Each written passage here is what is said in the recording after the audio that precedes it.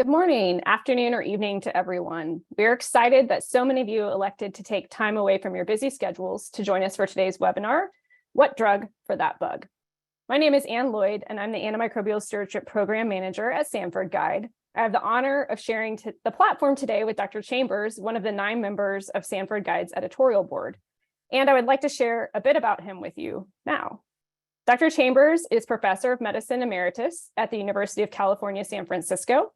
He earned his undergraduate degree at Vanderbilt University and his medical degree at UCSF. His academic interests include antimicrobial resistance, genetics, molecular basis and epidemiology of methicillin resistance in Staphylococcus aureus, staphylococcal infections, and tuberculosis. He joined our editorial board in 2007, and I would encourage you to visit our website, sanfordguide.com, to see his full bio. Thank you, Dr. Chambers, for taking the time today to share your knowledge with our audience. The Glad to be here, Ann. Great, thank you. The objective for today is to provide you insight into several topics inherent to the management of patients with infectious diseases. Our roadmap for today's session includes exploring 3 major topics: spectra of activity, unusual organisms, and colonization or contamination. We have enlisted the help of our expert, Dr. Chambers, to answer a series of questions that will highlight many of the nuances of these topics. I will be sharing my screen shortly using Sanford Guide Web Edition to illustrate some of the concepts that might be discussed today. Throughout the session, please use the Q&A feature to send us your questions. We will be moderating that during the discussion, and we'll aim to answer some of those selected questions at the end of the session. We look forward to hearing your thoughts.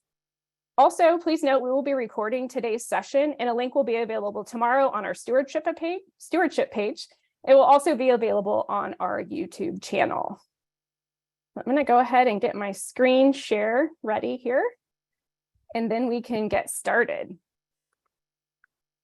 So let's first begin today with the spectra of activity. I know I can recall my time as a pharmacy student trying to wrap my mind around the concept of these bug-drug activity relationships. And I know that I relied heavily on resources like the Sanford Guide, although it was the print edition back then, to help solidify or actually memorize which drugs provide coverage for certain organisms. So with that, Dr. Chambers, can you please tell us, how is the spectrum of an antibiotic determined? So there are 2 domains, really. There's the in vitro aspect and in vivo, broadly speaking. So I presume you mean with respect to this table, in particular, how it winds up there. Definitely. This is meant to be not simply one or the other. It is a more general recommendation, first of all, very general. It does require that there be in vitro activity as a starting point, but as we all know, in vitro activity is not enough to guarantee us or give us confidence that a drug will actually work in a patient. For example, nitrofurantoin should not be used to treat a systemic infection, although it might be active against E. coli, just as an example. So this is an effort to compile information from a variety of sources, in vitro activity, clinical experience with the drug. Lacking direct clinical experience, there may be 2 very similar, virtually identical drugs we know from their spectrum of activity and mechanisms of action. For example, levofloxacin and Cipro are basically interchangeable drugs, just to give you an example. So that is part of the database that goes into determining this. And then finally, with certain organisms, and I'm going to use the example of Treponema pallidum for treatment of syphilis, there are very narrow guidelines with respect to what drugs should be used. And with respect to this table, that will wind up in 1 or 2 determinations. For example, you will notice that Treponema pallidum, which used to be in this table, no longer is, because there are very specific guidelines on how you treat that infection with a limited number of drugs that are available. So the appropriate place to look that up would be on the syphilis page, for example, not on the guideline, not on the table page. So some of this is driven by what is guideline recommended given public health considerations or treatment guidelines for certain types of infections that have a narrow choice of drug selection, in vitro activity, the toxicity of the drug, what its companion or similar drugs do, in combination of drugs with a beta-lactamase inhibitor, what is the core antibiotic activity? All of those go into consideration in constructing this table, which I just want to emphasize is a very general guide. That specific recommendations should be sought out on the syndrome one is treating or the specific organism, that this is only a general way into the guide. Wonderful. Kind of pivoting off of that that you just mentioned, can you comment about the intended use of this table, and particularly maybe talk a little bit about the legend that is here for our users when they're interacting with this content? Yeah, nobody ever reads legends. I know this. I'm the only one probably who reads it on a regular basis to remind myself what's in it, but it really provides the basis for this entire table. There are 4 categories, color-coded. There's been we regularly have a discussion about, do we need more color coding, or are these the right ones? But this is what we have today. By the way, I want to say that this is a living document. It is updated on a regular basis, and we revise it as new information becomes available. So recommended is pretty much everybody agrees it's a first-line agent that's reliably effective. It's been used, and results are good. Active is just a notch down. It's probably as good as the recommended, but clinical usage isn't there, or there might be some drawbacks in using the drug in treating a particular infection. So it's not quite top tier, but one would expect it to be reliably active. The variable category is, I'll just, at some hazard here, I don't even remember. I'll just give you an example. There are some drugs that have variable activity, and I'd have to look at the table to see how we ended up scoring it. That, it works if it's active, but there's enough resistance out there that you need to be concerned about using that drug. And penicillin for MSSA, and maybe you can take a look at penicillin for MSSA and see how we ended up scoring that. If it's susceptible, yeah, there it is. Okay. So why is that yellow? Because if the strain is susceptible to it, it will work, but there's enough resistance that you can't rely on it. So it's kind of a caution if you're in the space of empiric antibiotic therapy. Now, probably the most controversial and misunderstood is the not recommended. That is often interpreted to mean not active in vitro. That's not necessarily the case. That is one determination, but I want to say that a principal reason is, if you just look at the spectrum tables, the very last phrase, insufficient clinical data to support effectiveness, or not guideline recommended, for example, would be falling under that category. So again, it is an operational definition that takes in the toxicity of the drug, the data that support its effectiveness, what's on the label, what do guidelines say about using the drug, what's its toxicity profile, et cetera. That's really good insight, and I hope everybody takes some time to think about that legend when they're interacting with this data. Tell us a little bit about how one might, in their practice, when they're taking care of a patient, how might they consider using this table to help them make decisions? And maybe what other factors do they need to think about when they're using this table for making a decision for a specific patient? Yeah, I think, again, this is a general guide. There are no dosing recommendations here. You have to look at the little carrots as well. Why don't we look at the doripenem carrot? By the way, the more I think about it, with this coming up at the top, go up at the top for MSSA. Close that. Oh yeah, there you go. That's exactly what I want. So here it is active, but if you find your patient is on doripenem and they have MSSA, I think you could be confident it is active against MSSA.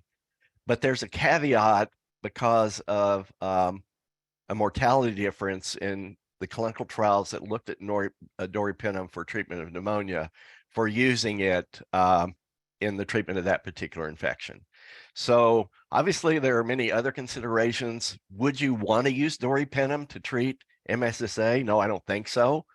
But if the patient is on doripenem and MSSA is one of the pathogens that's in play, this information would give you a general guide that it's likely to be effective and that you don't need to add nafcillin, for example. That would be the interpretation.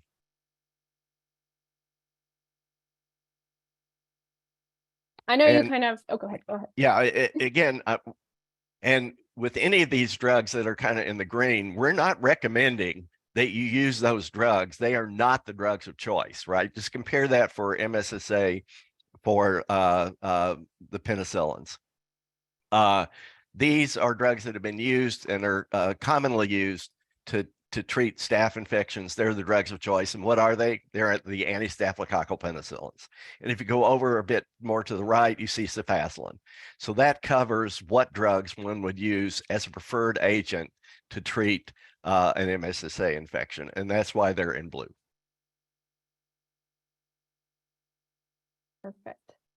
Can you comment a little bit? We often get questions, as you know, from our users about specific information that's on this table. Can you talk to us a little bit about why the editorial board might make the decision to not include an agent that maybe in the literature is active, but we don't show that on our table, and how someone might, you know, consider approaching a situation like that? Well, it's not possible to list every single drug, right? So these are the ones that are commonly available. And give you an example, but I don't think piperacillin is on here anymore. It used to be you could get piperacillin, right? But now you can't. It's piptazo. So then piperacillin wouldn't be listed.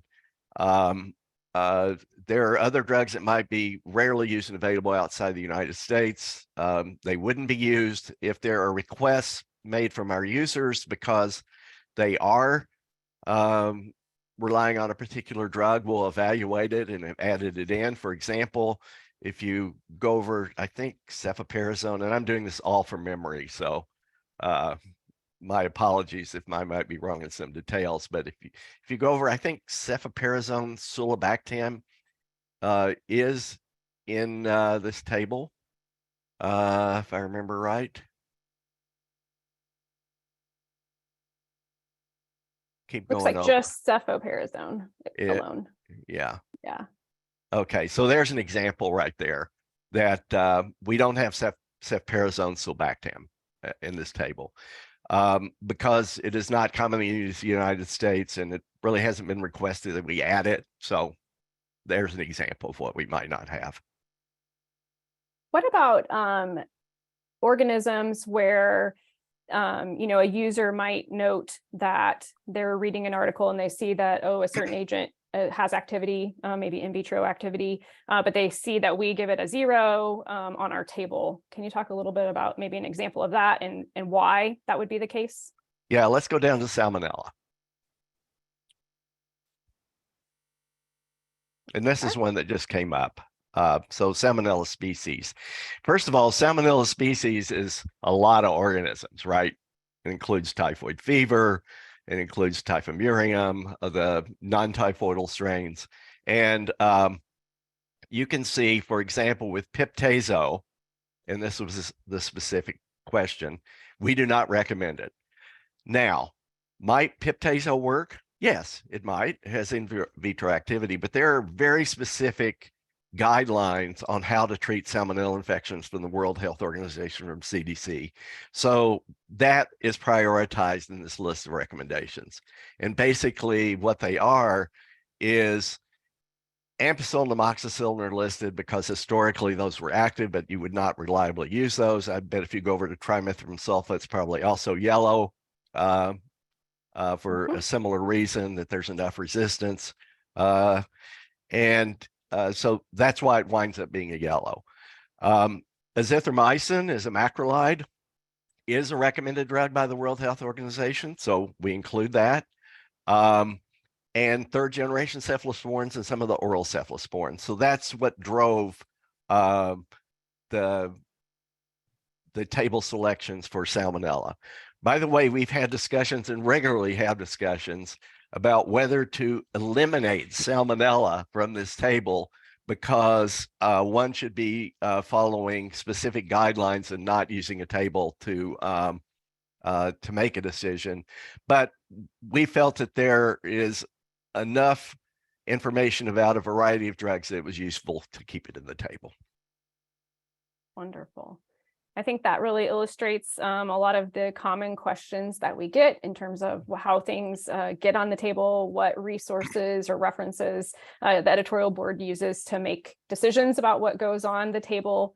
And then finally, how to use this in patient care, and keeping in mind, especially if there's learners out there listening, a 0 on Sanford guide table doesn't necessarily mean there's not activity. So if you're studying for an exam, you want to, maybe consider other resources, because a 0 doesn't necessarily mean it's not active, but clinically there are better options available, or guidelines suggest different therapies. So Dr. Chambers, any other comments about the spectra table that you want to highlight or illustrate before we move on to our next topics? Let me just say one more word about how to think about the not recommended category. Often we come down to, why would you use or want to use this drug, right? As an alternative. And if the do I want to use or why would I use is I'm struggling saying, I don't know when I'd ever use this drug, then it's liable to get a red or a yellow recommendation, right? Absolutely. And I think a lot of other considerations that you as editorial board take into consideration are things like toxicities. So drugs that are maybe a good example, I think colistin, there's been some changes in the table for colistin as other new drugs have come to the market that are less toxic. It's got a few more red zeros here in terms of its use. And that's primarily because of that toxicity and the availability of those newer agents that are less toxic. Yeah, I tell the residents and fellows and students, if you have an opportunity not to use colistin, take it. Definitely save those kidneys. Well, that was a really wonderful discussion. I know some people are chatting in some questions, and we're watching that Q&A, and we'll come to your questions again at the end if they aren't being answered already for you. Let's move on to our second topic. Our last two topics are related, so there may be some overlap here, and we can certainly circle back to spectra. But the next topic is those rare or unusual organisms. And I know many of us are growing accustomed to encountering organisms on our micro reports that we've never seen or heard of before. Can you tell us a little bit about what some of these organisms are? And we'll go on from there. Yeah, I think you can pull that up for us. First of all, a comment about how an organism merits mentioning on the spectrum table. Before MALDI-TOF was unleashed on all of us, and we learned that not only are the species and genuses that we thought determine the organism are wrong or not accurate, it also started turning up there a whole lot more genus and species than we were prepared to deal with. Some of you may be familiar with Mandel's textbook in infectious disease, and we kind of had a soft rule. Well, if it's not in Mandel, do we really want to be talking about it? But that became untenable as the ability to identify organisms grew to where it is today. So we've tried to address that with this table. That are organisms that are fall in a variety of categories, that they don't really cause infections or very rarely do so, are animal pathogens, not pathogenic for humans, wind up being contaminants more often than an actual organism, or very rare handful of cases, yes, they can be pathogenic, but are not going to be reported by most susceptibility test results because there aren't FDA breakpoints, for example, but are reported out on a MALDI-TOF. So this is our solution to that problem, to provide what information is available to us about that particular genus and species, newly identified. We describe what it is. If you just look at that Actinobaculum organism, it's a faculty anaerobic gram-positive rod. Here's the types of infections, and then we give you a couple references to consult to help you determine what the organism might be susceptible to. These are added in as people bring them up to the editorial board for questions, and we will pretty much liberally provide information on this table, but they are not going to make it on the Spectrum page or given their own page either in the guide, simply because we have to draw the line somewhere, I think. Yeah. So I know you commented about MALDI-TOF. Are there other reasons why you think we're increasingly seeing more and more of these organisms on our micro reports? Well, do we need to go any further than COVID, right? For the growing number of organisms in which we're encountering and which are potential pathogens. So that's also a driver, but I think it's primarily MALDI-TOF. The ability of MALDI-TOF to give precise information beyond simpler biochemical tests, which would allow you to lump all of these together. As another example, something that's not on this table because it's not rare, but we have to deal with, is for those of us who remember Enterobacter aerogenes, it's not Enterobacter aerogenes anymore. It's Klebsiella aerogenes. So those types of differences in genus and species, we incorporate into the larger body of information, the tables. But if it's some weirdo Klebsiella that we never see, and I don't know if there's one on here that meets that criteria or not, probably not. There's an Enterobacter, yes, there you go. So there's an example of an Enterobacter that wound up on this table because we felt like it shouldn't be included with the other Enterobacter species in general, but it's part of a complex, as you can see. So this one is related to other genus and species that we mentioned. Great. So, I presume we have a lot of clinicians on the call today because a lot of clinicians use our products. So when someone's getting their micro results back and they see one of these organisms, what's the best way to approach kind of trying to figure out if this is clinically relevant versus not relevant? And that sort of kind of ties into our next topic area as well. So, yeah, obviously, we're not going to be able to help you with that. That's something you're going to have to do at the bedside. But clues would be, is it a sterile site and is it multiply isolated, right? So obviously something in a blood culture in a febrile patient would have to be taken more seriously. If it's one of 4 blood cultures with, and coag negative is not a rare pathogen, but a rare organism. But if the clinical circumstance is such that it's a single isolate on multiple blood cultures, the patient has pneumonia and the organism that you're dealing with, for example, Micrococcus doesn't cause pneumonia or rarely causes disease, you would factor that in and not treat that patient. But we really can't tell you how to deal with that information at the bedside. Now, what we can tell you is the probability in from the literature of whether it is a true pathogen or not, and the type of diseases that it causes, right? That's what this table's meant to do. But at the end of the day, you have to make a decision about whether it is a plausible explanation for the infection that is under treatment. Yeah, and I just wanted to add that this table, I see there's a question in the chat as where is this located? You can search for it using search terms like normal flora or rare pathogens, and that will pull it up. Right off the top of my head on the menu, I'm not sure where it lives, but we can circle back to that, find that location for you if you're a user of our menus. This is a new page, I think in the last year or so, that the editorial team has worked to develop, primarily based on feedback that we've received from users asking questions about these organisms that they encounter. So I know, I think it's all right to say that we appreciate those questions, Dr. Chambers. It helps us make the product more helpful for the people who are using it at the bedside.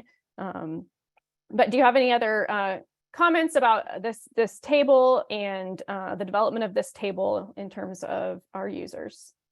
No, there are parallel tables for viruses and fungi as well, by the way. Yeah, great. That's a great point. I can just same thing if you, well, probably rare is the better word to search for. If you search rare, here's the viral page.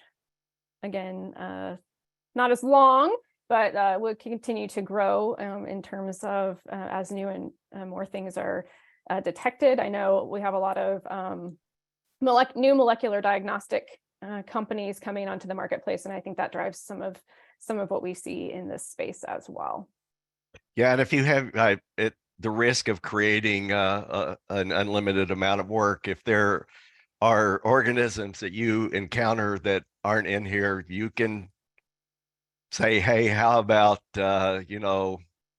who's a what's a bug, and we'll be happy to consider adding it to the table. We don't proactively go out searching to add more bugs to this table, but as questions arise, we do.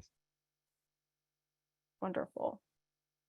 Looks like we're doing pretty well on time here, and this next topic is fairly similar to what we were just talking about. So I know we have plenty of time to explore this and explore some of the audience questions as well.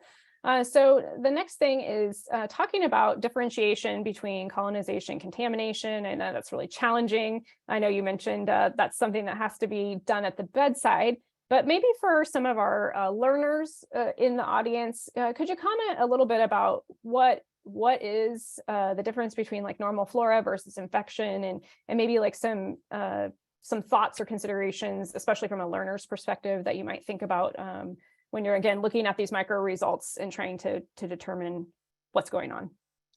Yeah, normal flora is often used interchangeably with commensal. So these are part of the normal garden, if you will, of microbes in the human. Now, as you know, by culture, one only identifies about 1% of the microbes that are present in the human biome. The human biome is much larger. And as molecular techniques improve, or as culture methods improve, something that we'd never heard of often turns out to be part of the normal human flora as well, or can be. So we attempt to include that information in the table as well. Now, how might you be concerned that it's a pathogen? Well, if it's in a sterile fluid, I think you have to start taking about it seriously. If it's normal flora, but in acidic fluid in a person who perforated their bowel, you have to take it seriously. So I think the clinical context and the source from which it's isolated has to be taken under consideration. What if it's in the urine? There are strep viridin species that, for example, can be normal flora of the female vaginal tract. So they can wind up in the urine. They're not generally pathogens. If it's, and here's Aerococcus viridans shown right there as an example, it's usually not a pathogen. If there's an Aerococcus urinae, however, that is. So it depends a little bit on the organism and the clinical context.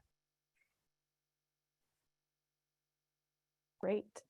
Are there any indications from the culture itself besides the site of culture? Are there any factors that that your lab might report back to you that would help you determine or give you some clues, maybe if it was basically like a good specimen versus a not so good specimen? I think the gram stain can help you a bit, if it's a predominant flora and that's the isolate that you see in pus, for example, that would help you.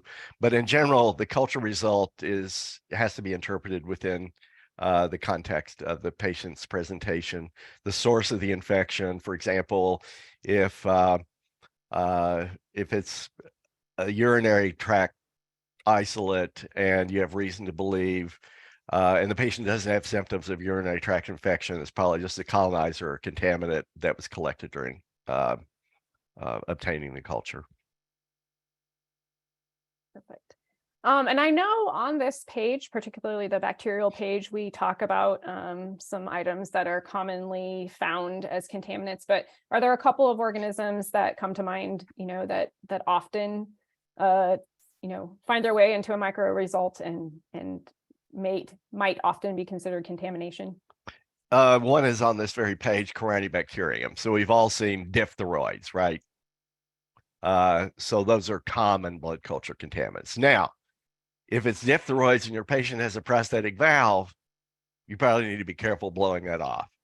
If it's diphtheroids and they have a central line, then you need to consider whether that is actually causing the infection. If it's diphtheroids and it's one of 3 blood cultures and the patient was in the emergency room and blood cultures were obtained simply for completeness, then I think you would dismiss that organism.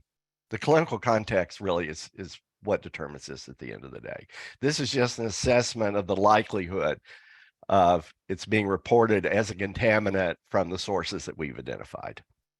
Absolutely. And I think that really highlights a key point is the Sanford guide, serves as this reference to look for information, but it's that bedside assessment that is so important to decision making and deciding what to do with that patient right in front of you. Yeah, if you just look at the Corynebacterium there are 3 of them that are mentioned. They all say the same thing, right? Facultative, gram-positive rod, diphtheroid, coryneiform. Those are how they're reported out. And again, if you go over to the 3rd column, it tells you they're generally blood culture contaminants, rarely pathogenic, not to worry, but just in case, here's what they're susceptible to, right? Right. Perfect. I do see one question in the chat that I think would be helpful. I think I've probably been using these terms interchangeably, which colonization and contamination, but technically those are probably two different terms. So do you want to elaborate about that? Because I use them interchangeably, but they are really actually different things. I'm going to use my favorite pathogen as an example, Staph aureus. So Staph aureus is clearly a pathogen, but it's also a colonizer, right? Colonizer being and we can debate whether it's part of the normal human flora. If you think that 30% of humans who have Staph aureus colonizing them, that's normal, their normal flora, then yes, it is. Certainly, it puts you at risk for staphylococcal disease, an infection. So from that perspective, it's not part of the normal human flora. But by the time 30% of individuals have it, you have to at least consider that it is normal flora, at least in a proportion of people. Commensals and normal flora, I think, imply a more general representation in the human microbiome and considered normal, and generally not a pathogenic organism that really can be. But a colonizer, for example, you can be colonized with strep pneumo. You can be colonized with Neisseria meningitidis. Those are transient organisms that don't establish a firm foothold in the microbiome. And I think that's what is meant by being colonized. Not causing disease, but present. Versus contamination, more introduced during the process of collecting the culture. Exactly. Flora. Right. Any organism can contaminate. I mean, there's obviously, if you have Salmonella typhi in your bloodstream, you probably shouldn't cause that a contaminant. I've made a joke about VRE. It's such a low grade pathogen that it's the only known bloodstream colonizer, given its pathogenicity. But obviously, that's a joke. You should take that seriously.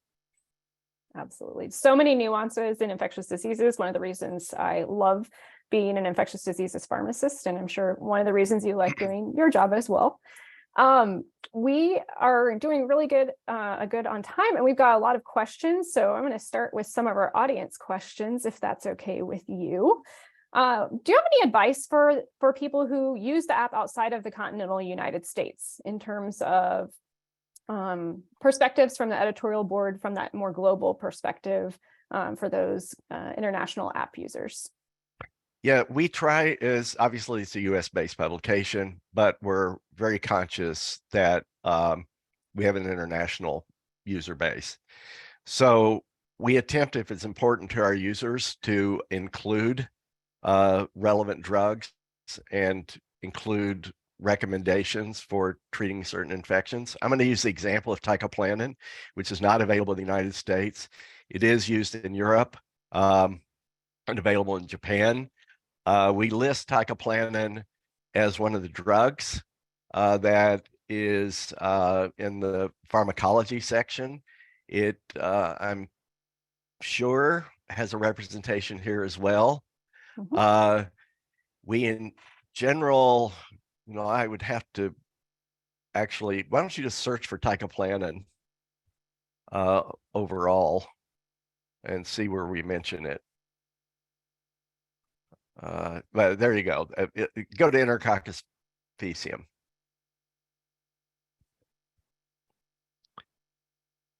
So you can see that it's the recommendations. Yeah, here it's down in the bottom, right? So we try and mention it as much as possible where it's relevant to our non-US users, but it's not listed as a primary agent for treating a particular infection. Now, sometimes it might be elevated if it's commonly used enough up into being listed in an alternative regimen or primary regimen. But if we don't do that and we know it's an acceptable agent elsewhere, it is liable to find its way into the comments section. Wonderful. We have another question from a member of our international audience. This is in relation to the spectra table. So they're located outside of the United States, and they're interested to know is, can this, the information on this table be applied to their local practice? Specifically, is there a big difference in resistance by location or facility? Yes, there is. So we try and account for that by putting a drug in the yellow zone if there is internationally a lot of resistance. And an example that comes to mind is fluoroquinolones in Southeast Asia for gram negatives. There's just a lot of drug resistance for fluoroquinolones. And I don't know how we end up Green, mostly. yeah, it's mostly green. And that's about a 75 or 80% threshold, just to give you a rough consideration when it starts becoming 50-50. So obviously, and I think it says this in the figure legend, that where resistance is local, right? So you might have information that tells you what the predominant patterns are in your particular location. So you have to know that. And there's just no way that, well, I'll use global warming as an example. I'm in San Francisco. It is 60 degrees today. I have a jacket on. It's kind of cold. If you're in Florida or Texas or Iraq or India, it's a hell of a lot harder there. So obviously, you have to know where you are in order to use this table. And I would say if there's a green there, generally in most places, you would expect that it would work, but you may have special information that it does not, and you have to know that information. Yeah, and that's the facility level antibiogram, right, would be a great place to look for that information. Right, right. Great. Okay. This next question is related, but it's a little bit more specific. So our neighbors to the north in Canada are just curious if the table is, and I think you elaborated on this, but do you consider, You mentioned Southeast Asia as a resistance issue, but do you consider regions more closely to the United States in the recommendations in terms of resistance patterns? Generally, they're similar enough that we don't, unless there's a specific outbreak in which we might put a comment in. I think we took Shigella out because it just got too complicated. But oh, there it is. There you go. Yeah, there you go. There's an example of how we try to deal with that. Yeah. And for anyone who didn't know, that little triangle or flag, whatever you'd like to call it, in the upper right-hand corner is indicating to you as a user that there's something else to learn by just, in this case, I clicked on the cell, but if you're on our mobile app, tapping on that cell, we'll get you that information, and you can see those editorial comments to help you understand the activity that was been described by the editorial board. Right. And there are other examples. I think rifampin is in this table. If we go over to the far right. Yeah. Up here, it's got the, oops. Yeah. So there you go. Too much. Yeah. But yes, if you hover over that, it's going to tell you that it's only meant for in combination only. Right. And this is not a TB table, right? Right. Absolutely. Yeah. Okay, great. This next question, all your questions are very good, but this next one I think is particularly a good one. So as an ID specialist, what would be one or two key pearls do you think is particularly important for non-ID healthcare professionals in training, like physician's assistant, students, or other non-ID healthcare professionals to really learn about selecting empiric antibiotic regimens? Yeah, so I think this is a gateway, if you will. It's an easy place to go. And it's probably more useful in telling you what not to use rather than to use. So pick your particular organism. If you see a plus minus, you might want to know why it's a plus minus. A good way to get there is either to click on the organism or go to the drug itself and learn more about their usage. Yeah, and that's a really great point. This table is fully interactive. So for example, you see tigacycline here has lots of flags. If you just simply click on tigacycline, like I inadvertently did with rifampin earlier, it's bringing you to that tigacycline page. And typically at the bottom of the page is where we've, oh, I scrolled too far. Right here in the usage and dosage page, part of the page is where we've got that information about the black box warning for this agent, which is why it's got that flag for a lot of organisms. Exactly. So those little flags mean something. So, don't just be satisfied with looking at, I don't know how many little squares are there, thousands. I think it's like 7,000 or over 7,000 or something. Go to the drug or the bug itself to learn more. Yeah. And the other thing in terms of selecting empiric antibiotic regimens, would you agree that it's good to know, some of those host specific factors, so drug allergies, totally. immunocompromised status, and then going to your guidelines and looking up the implications that might come from that? Right. For example, why don't you click on Staph aureus MSSA? Yeah. Click on it go to the page. Uh-huh. So here, this is a little bit more refined. You can get to your specific infection if you want to know about that. And if you click on pneumonia, and you can see, well, this is MSSA, but I think alternative we have Dapto down there, just as an example, but click on the pneumonia page. And keep going down. You can see Dapto is not listed there at all. And if you go down, we tell you not to use it. You see how it would work. So it gets a good rec on the spectrum table because generally it works, but there are specific situations in which you would want not to use it. And you can get that information either by clicking on the drug or the bug. And the bug will then take you to a more general page that allows you to get to, through links, its specific treatment recommendations. So follow the links. Absolutely. Wonderful. These are really great questions. Our next question is just a general clarification about MALDI-TOF. So I think the user is unfamiliar with what that is. So could you just maybe describe what that is in a few sentences, maybe? So in the very crudest description, I will not try and remember. I think it's multi-laser. I'm not going to try and remember what MALDI-TOF stands for, except TOF is time of flight. Yes. Basically, it's a spectrophotometric method. I think it's matrix assisted laser, whatever, time of flight. So the way it's done is a colony is picked off of a plate or out of pure or organisms are purified out of blood culture and washed.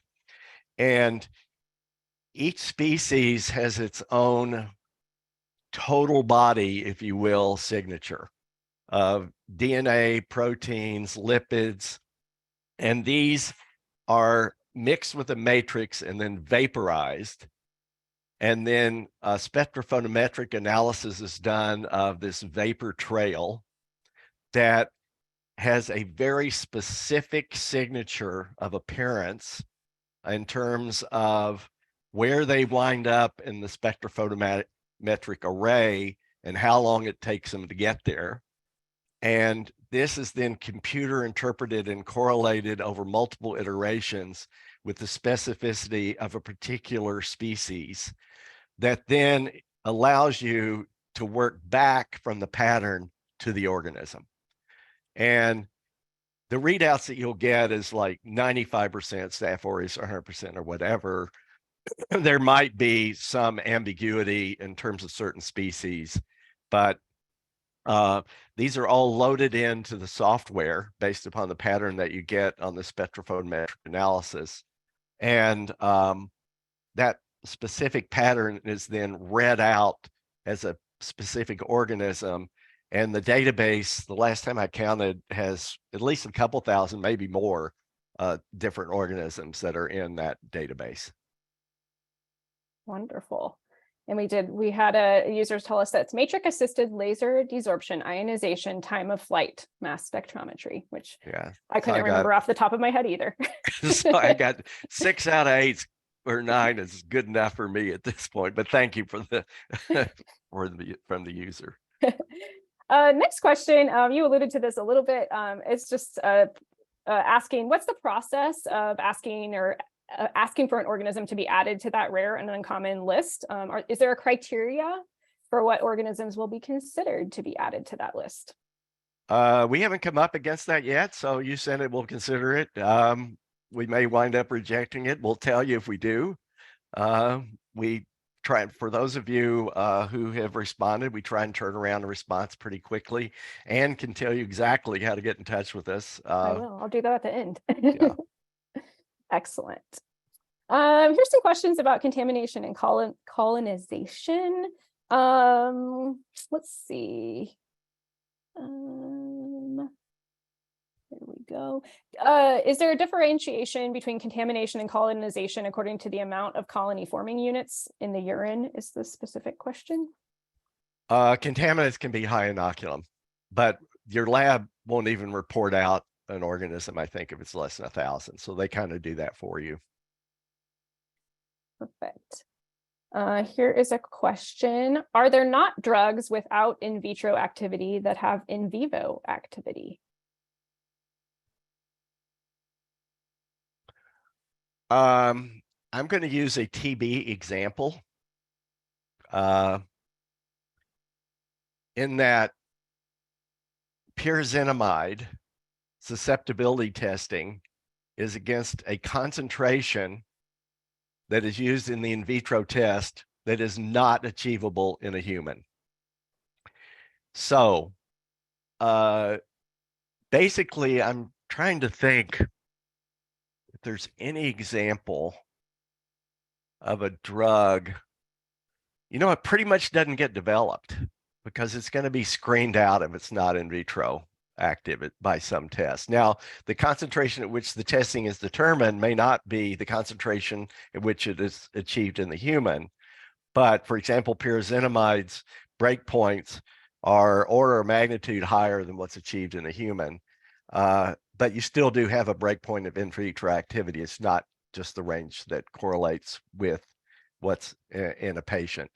MICs in general, though, do correlate with what's in the patient. I don't know. Can you think, Ann, of an example of a drug that doesn't have in vitro activity that, well, hydroxychloroquine and ivermectin for COVID, I guess, but that doesn't have in vivo activity either. So it's kind of a long shot to begin with. I don't know. I think some people might argue that maybe there's some agents like aminoglycosides that maybe you're just not adequately able to achieve high enough concentrations safely to be active. And but I think those do have in vitro activity. I mean, for example, let's talk about salmonella. If you take salmonella and expose it to tobramycin, it will be active in the test tube. We give it a big fat 0 in the table because it does not work in vivo, because you're talking about an intracellular organism, just as an example. Okay, let's see. Questions are coming in. Okay, here's a question about MRSA. So someone had to work in between this call. They wanted to know if vancomycin is no longer recommended for MRSA coverage, if I saw this correctly. So let's get the spectra back up and we'll answer I don't this in know real who time. says that. We don't say it. Let's see. I think it's the empiric drug of choice. Hopefully, let's look and see here. We'll look at the spectra table first, scrolling slowly. Okay, yep, it's definitely here as recommended. Let's navigate. I think there are only 3 blues there. Yeah, here it should say, yep, primary regimen. There they are. Yep, and then we were looking at pneumonia earlier. So this is pneumonia staph aureus. So there is a differentiation here between MSSA and MRSA. So yep, still first line. So great question. And if you go over, you'll see linezolid is there, because that's the other first line agent, right? Right. And to which vancomycin was compared. But you don't find vancomycin for MSSA until you get down to alternative regimens for the allergic patient, right? Right. So. Yes. Wonderful. These questions coming in are just really amazing. This is really grateful. Really good. Grateful for your question. Gosh, I'm trying to read and speak at the same time. This is a good one. Our biggest challenge is transitioning patients from IV to oral agents when they're clinically improved enough for discharge from our hospital. Have you considered creating a page with some common situations and suggestions to help with this process? Funny you should mention that. So every year we get all the editors together, at least once a year, sometimes twice. So we have a meeting scheduled in September, and that is agenda item number 1, is transitioning to oral therapy. So stay tuned.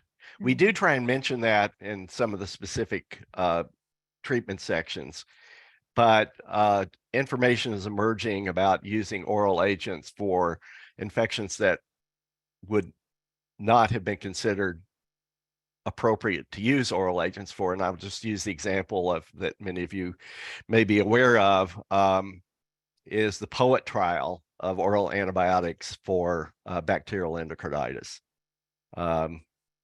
So I think we tend to be a little bit conservative. If you want to see the cutting edge, as close as you're going to get is in the comments page that it might be considered. But our treatment regimens tend to be more conservative and tried and true. Absolutely. Why don't you go down and see if we have anything oral on Staph aureus pneumonia here? I mean, linezolid, no, we but I don't. bet. Well, we have PO. We have PO here, linezolid, IV or PO. Good bioavailability. So that one is. That one's kind of a slam dunk, but yeah, no comment about other oral options. Right. Here. Yeah. I think we have time for one more question, or maybe 2, we'll see. How about, has the editorial board ever thought about adding a category for intrinsic resistance to the spectra table? The closest that we get, can you go to the molecular table? The resistance, this one, drug resistance genotypes? Yes, that one.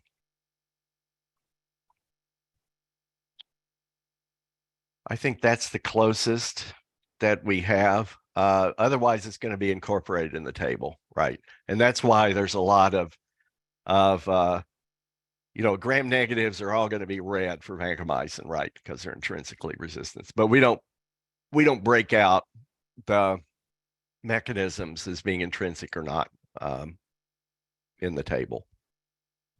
Perfect. Okay, I'm going to ask one more. I see some spatterings of a similar question. Just some questions about new drugs, particularly in the gram-negative space. So this question's about cefepime and zidibactam, if I'm saying that right. But there's lots of drugs in development right now with new beta-lactamase inhibitors. Yeah, What's the process? FDA approved. Yeah. FDA approved. Perfect. I suppose we would take if it's EMA approved, we'd probably put it in as well, but it has to be FDA approved. For example, teicoplanin is in the table. It's not FDA approved, but it's EMA approved, so we have it. But Wonderful. Somebody has to have it marketed and available for non-investigational use. Yeah, I'd say there's some caveats, maybe some different disease states where something's rare. There might be a comment about the availability of an investigational agent potentially for particular treatment, but yeah. Otherwise. Yeah, I'm going to give you another example of what's going to happen. Is with some of you may be aware of the new drug that was approved for Acinetobacter, sulbactam, darilibactam. That is not going to be in the spectrum table because that has a very narrow use. We will definitely have it as one of the listed agents. We may have already done so. I don't know. Have we again? All right, let's see. Sulbactam. Spell it right. Yes. There it is. Yep. So you can find it that way, but it's not going to make it in the spectrum table because everything's going to be red except for Acinetobacter, right? Absolutely.